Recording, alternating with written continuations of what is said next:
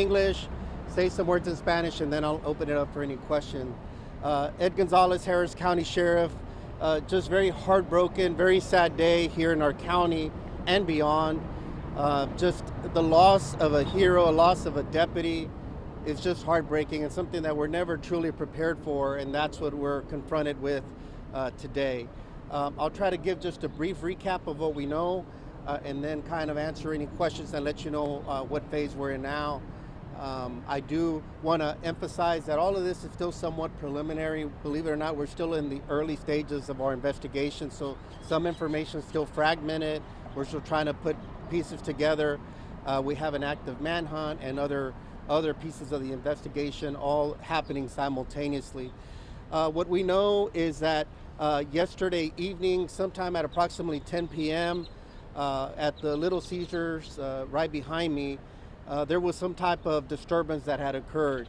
The information we received is that a patron, a customer, had become irate because apparently the staff here had given him the wrong order or something to that effect. The individual then confronted an employee in his early 20s. The suspect allegedly became violent and physical with that employee. It's my understanding that he pistol whipped the employee, causing injury, and that's the information that we had that transpired here. Deputies responded to the location, and we began kind of pursuing, trying to locate who that individual was that had harmed an employee, unnecessarily in that manner. So one of those deputies that was out here was Fernando Eskeda. Deputy Eskeda was out here. It's been part of our efforts to surge additional resources into our patrol districts. And so he was out here being the type of deputy that he was relentless. He continued out here in the general area and beyond, searching for that possible suspect and that possible suspect vehicle.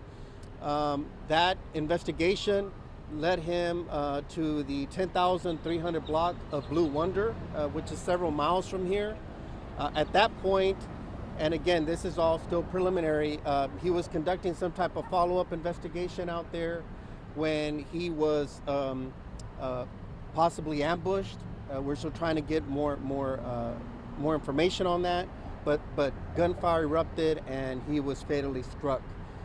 He did have his police gear on him at the time of the incident.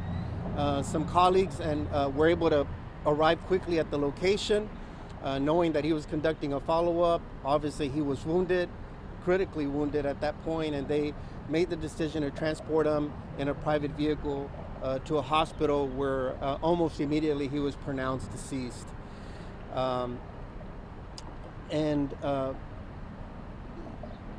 Briefly, about Deputy Eskeda. Deputy Eskeda comes from a wonderful family, so much promise unfulfilled, taken at such a young age, only 28 years of age.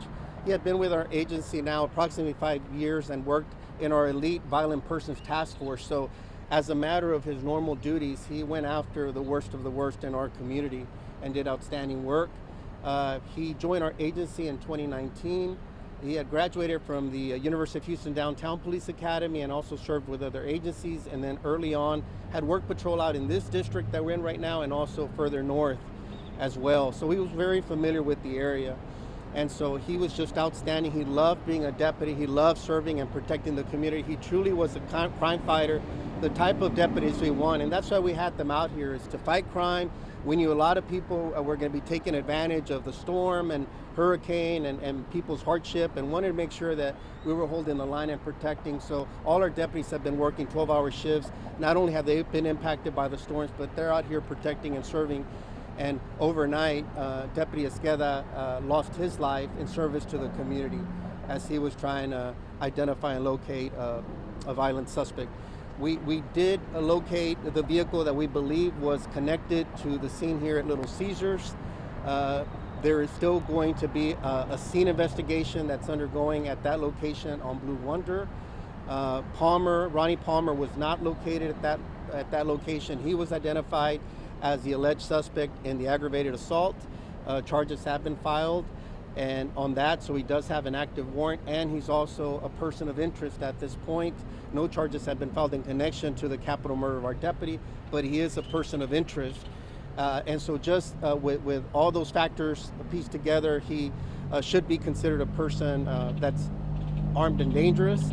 And so there is an active manhunt. I want to thank all our partners, our law enforcement partners. We have multiple agencies that have been working around the clock. The district attorney's office is working with us hand in hand as well to give us any legal guidance and assistance that we need. I want to thank Judge Hidalgo, County Attorney Menifee, so many others that have already reached out in our community for the outpouring of support. We're sharing that with the family as well, so they're very touched, obviously, as they continue to grieve and our agency grieves. I always say when a deputy or a lawman or person is killed in the line of duty, it's not just a loss to the agency, it's to our community. We have one less crime fighter out there that's serving and protecting, and very upsetting and very disappointing, not only here, but just the assaults on law enforcement across this nation that we've seen this year. And so just very saddened by that, but we're gonna hold strong. We're still being mindful of protecting our community while this is going on, but we're gonna be doing things simultaneously. We're not gonna rest until we find them. I'm out here as well, and want to just thank all our partners out here that have been assisting us to try to locate Palmer. And I want to give a stern warning to anybody, and I've said it before, and you've heard me say it, you could be implicated, you could be arrested for hindering apprehension. He's a wanted suspect on an aggravated assault, so do not hide him out, do not give him any kind of assistance. If not, you could be implicated. You have two choices. One is you can call Crime Stoppers at 713-222-TIPS and be eligible to receive a reward. Or number two is Palmer's going to be arrested and you're going to be implicated in it too. So it's up to you to decide. I urge you to make the right choice and go with option one, which is to cooperate. Give us a call. Let us know where he was seen. We want this to end peacefully and for no one else to get hurt. Briefly in Spanish, anoche aproximadamente a las 10 de la noche en este restaurante de Little Caesars recibimos una llamada donde un individuo se sospecha que vino al local, estaba molesto porque la orden que había recibido no era la orden correcta. Comenzó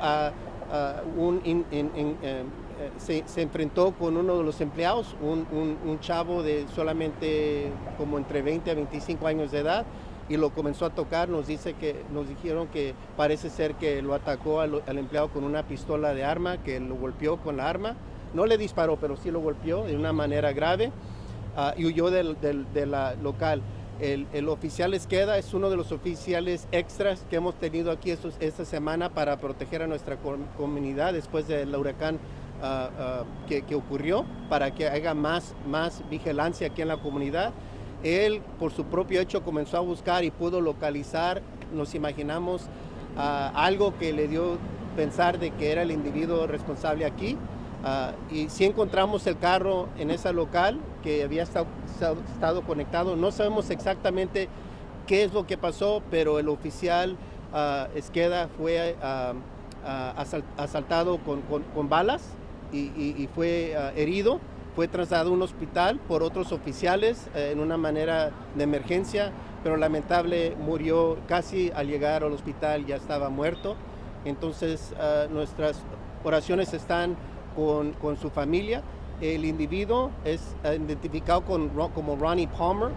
Ya pusimos la foto, lo estamos buscando. Le hicimos al público, por favor, que hablen a Crime Stoppers al 713-222-8477. Pueden hablar de una manera anónima, pero nadie lo debe de estar tratando de esconder ni asistir, porque también pueden perjudicarse en este caso. En este momento solamente pensamos que es una persona sospechosa conectado con el crimen de la muerte del oficial Eska. Por el momento no hay cargos en ese caso específico, sino solamente en el cargo que están aquí, que son cargos de felonía, un asalto agravado que pasó aquí esta noche. Entonces vamos a estar trabajando hasta que lo podemos localizar, y le pedimos el apoyo a la familia y las oraciones para esta familia muy unida, que lamentable tiene una pérdida que no tiene palabras para la pérdida de ellos. But again, want to close with condolences to the Eska family. I know the family. They're a wonderful family, and just we're grieving with them. Their loss is going to be more unique and harder felt than even for us, but to all his colleagues, to all the law enforcement community that reach out. Again, thank you so much, and we have faith in our greater Harris County community that they will call, we will get tipsters, we will have the support of our community as we always do. So I'll open it up for any questions. Sheriff, was there a standoff at the Blue Wander for him, that street? Isn't that where he lives? Yes, we believe Palmer is connected to a residence there. We still are trying to piece together what transpired when Deputy Eska made his way to that location, what he observed. That is still a little bit unclear to us at this point. But we know is that when he was out there, he was in an unmarked truck at the time, that something obviously happened where he was gunned down. It seems that it happened very quickly, so we don't know if it's some type of ambush. That's just speculation at this point. We haven't confirmed that. We don't know exactly what transpired there, other than he sustained gunfire there at that location. But we don't know about any standoff or anything like that. We committed a search, but we never could pin him down anywhere. So it was a search, not a search, not a standoff. At a residence he's connected to. Yes, correct. He may reside there. I haven't confirmed that, but I believe he was residing there. Sí, era un hombre. Fernández Queda es un hombre hispano con raíces en la República de México, solamente 28 años de edad. Estaba preparándose para casarse. Un oficial muy trabajador, solamente 28 años, y había estado con nuestra agencia por 5 años. ¿Creen que esta persona que están buscando estaría vinculada con el asesinato del oficial? Pensamos que es posible, pero en este momento no le hemos puesto cargo, solamente pensamos que está conectado, pero no sabemos hasta qué nivel. Sheriff, what have you heard from neighbors and people in that residence? I know that, we've been told that this man is apparently a good man to society. He was a coach, he, was, a positive light in the community. What have you heard from neighbors in this investigation? I haven't personally spoken to the neighbors, so I really can't comment, good or bad, on any feedback that they've offered at this point.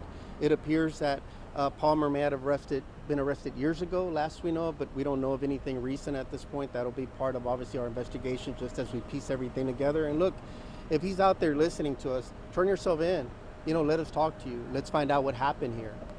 Let's resolve this, as a peaceful way, so nobody else gets hurt. That's our ask. We'll have plenty of time to determine his background and things like that, and talk to neighbors and other things like that. That's what our initial follow-up and scene investigation will consist of as well.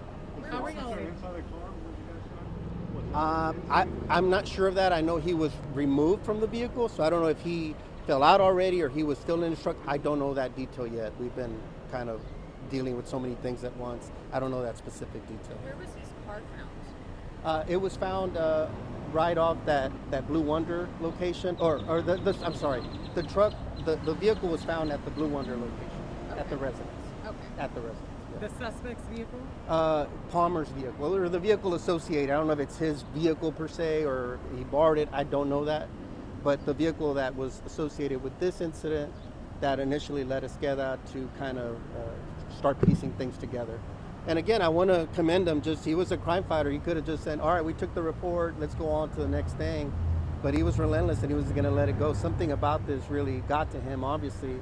And again, he was part of our surge resources that we have out here.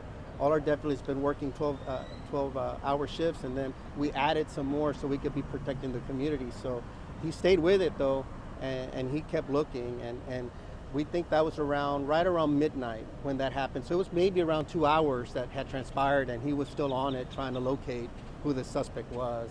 And that's where we're at today. Weren't they all together at one point, the deputies, before they split up?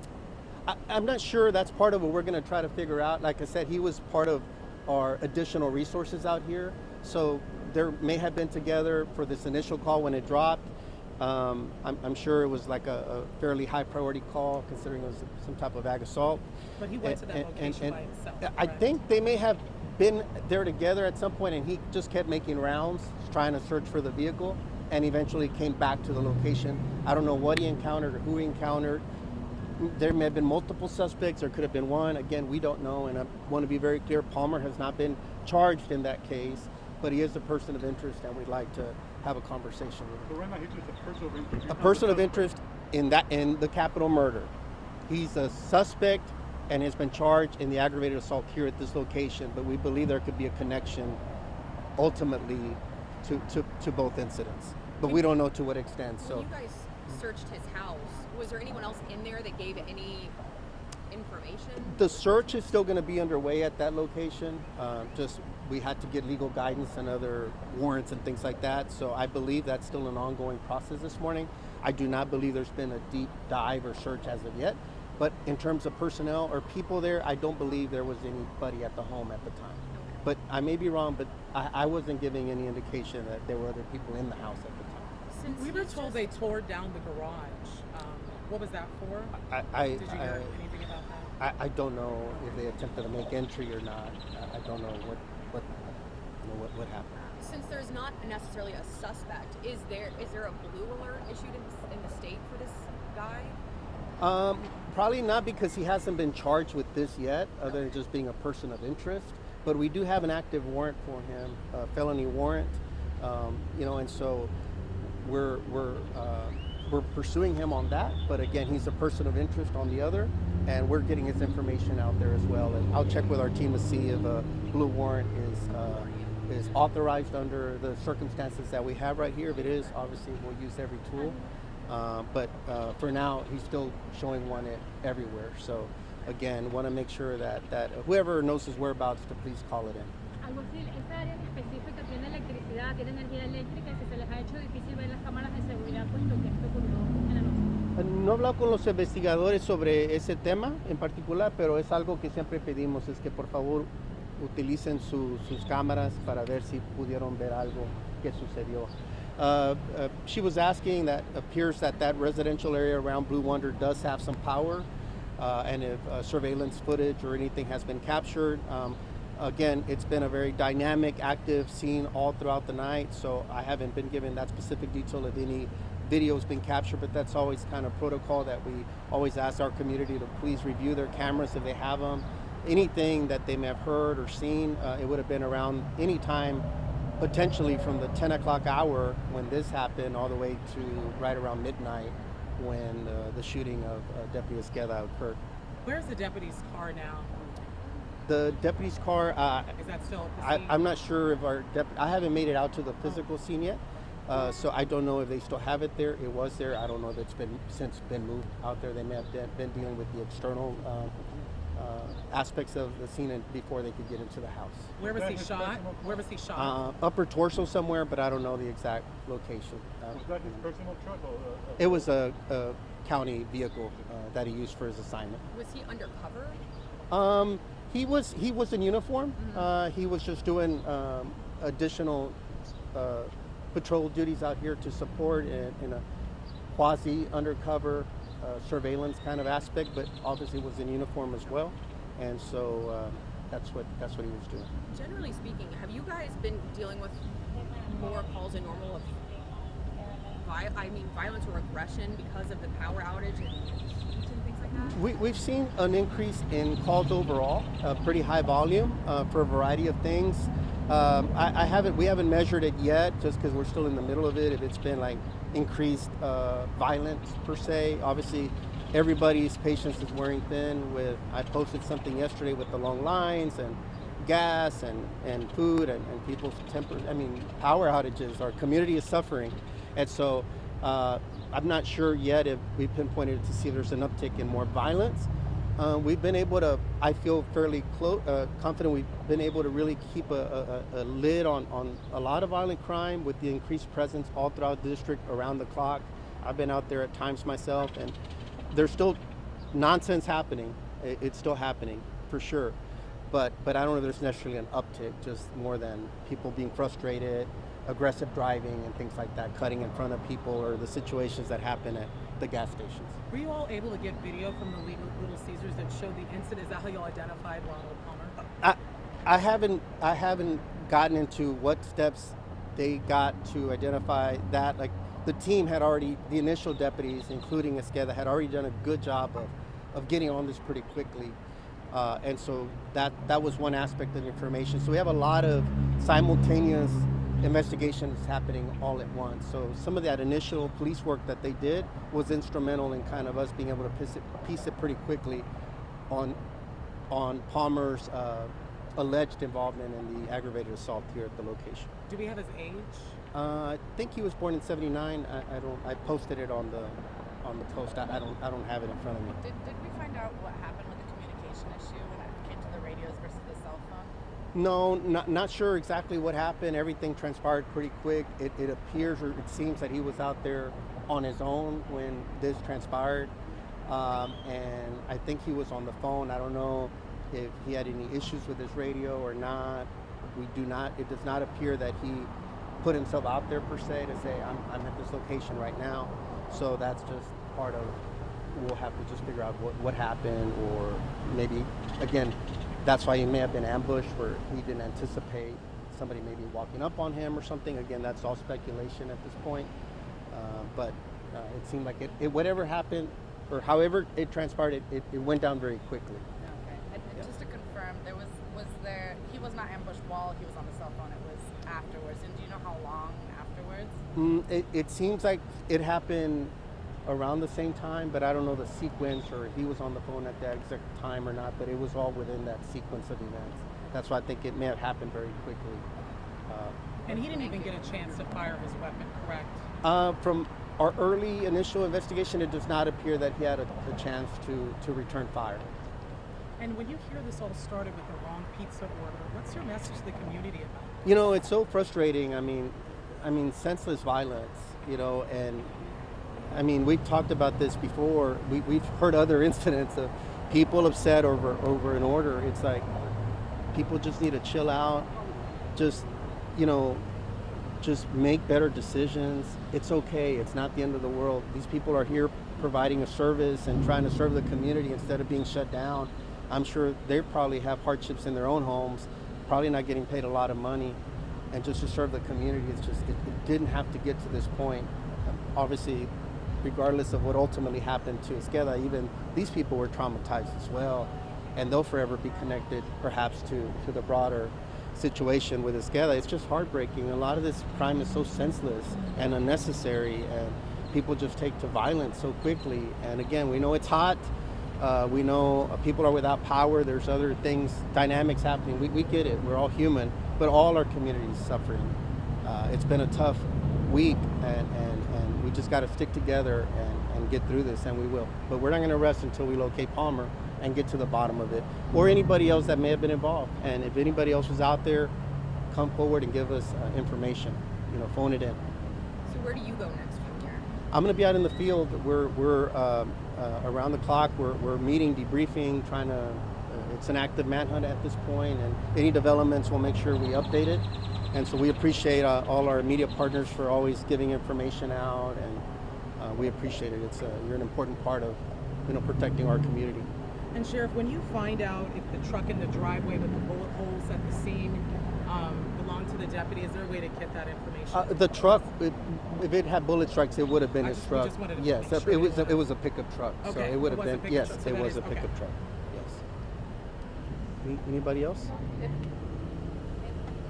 I was speaking with some deputies yesterday working at a substation who said that basically that they had seen kind of an uptick in kind of, well, maybe not uptick, but seen some calls on kind of domestic violence stuff, after barrel and all that. What are the resources or any suggestions you might have, kind of to your point of what can people do when they're feeling frustrated and seeing problems in the home? Yeah, look, I mean, I wish there was one solution for everybody. Obviously, everybody's going to deal with frustration and stress. It's very frustrating,